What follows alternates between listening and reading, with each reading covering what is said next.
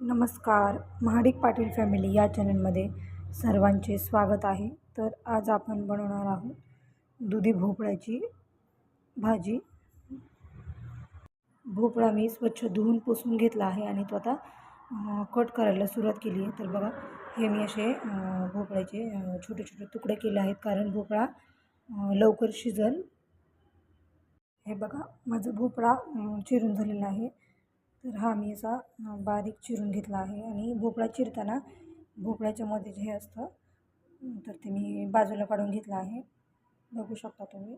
तर चला आता आपण भोपळा बनवायला सुरुवात करूया. तर सर्वात आधी आपण कढईमध्ये थोडंसं तेल टाकून घेऊया. मी इथे 2 पळ्या तेल टाकलेलं आहे. तेल गरम झाल्यावर तेलामध्ये थोडीशी मोहरी घालूया, कारण मी आता भोपळा हिरव्या मिरचीचा करणार आहे, म्हणजेच ठेचा घालून मी हा भोपळा करणार आहे. तेलामध्ये मी मोहरी टाकली आहे. बघा, मोहरी आता तडतडत आहे. मोहरीचा पूर्ण आवाज बंद झाल्यावरती आपल्याला थोडंसं तेलामध्ये जिरं टाकायचं आहे.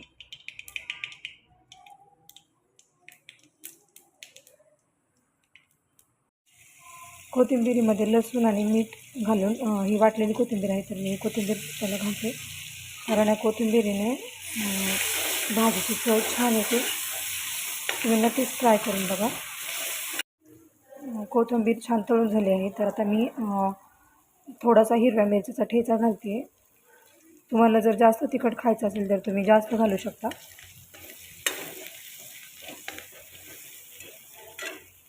आता आपण यामध्ये थोडीशी हळद घालून घेऊया.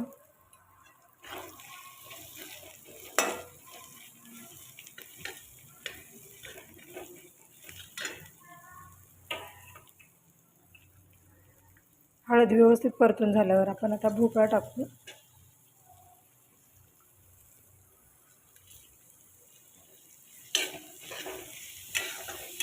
हे बघा, हे छान असं मिक्स करून घेऊया.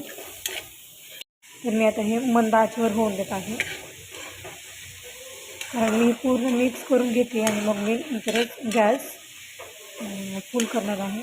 बघू शकता तुम्ही, खूप छान असा कलर दिसतो याचा. हे कोथिंबीर आणि लसूण मीठ घालून एकत्र वाटलं तर भाजीची चव खूप छान येते.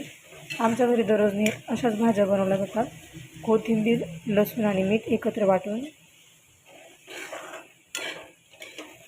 ज्यांना कोणाला भोपळ्याची भाजी आवडत नाही त्यांनी अशा प्रकारे जर भोपळ्याची भाजी केली तर ते खूप आवडीनं खातील.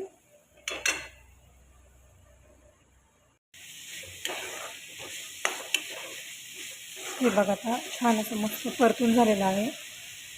तर मी आता शिजण्यासाठी यामध्ये थोडंसं पाणी टाकून घेत आहे. शेंगदाण्याचा कूट अगोदर घातला तर ते लगेच डागलं जातं, कढईला खाली लागतं.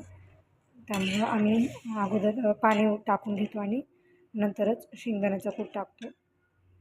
तर चला, आता मी याच्यामध्ये थोडासा शेंगदाण्याचा कूट टाकत आहे.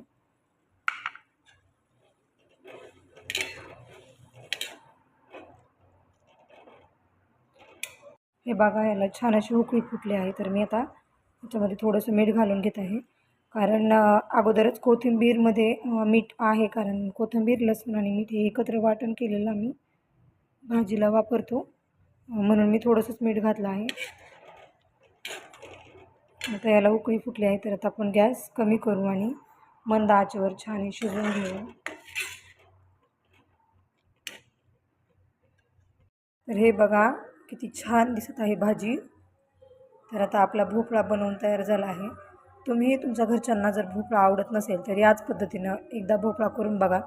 नक्कीच घरचे चाटून पुसून खातील ही भाजी. खूप छान लागते. आमची रेसिपी आवडल्यास चॅनलला लाईक करा, सबस्क्राईब करा आणि शेअर करायला विसरू नका. धन्यवाद.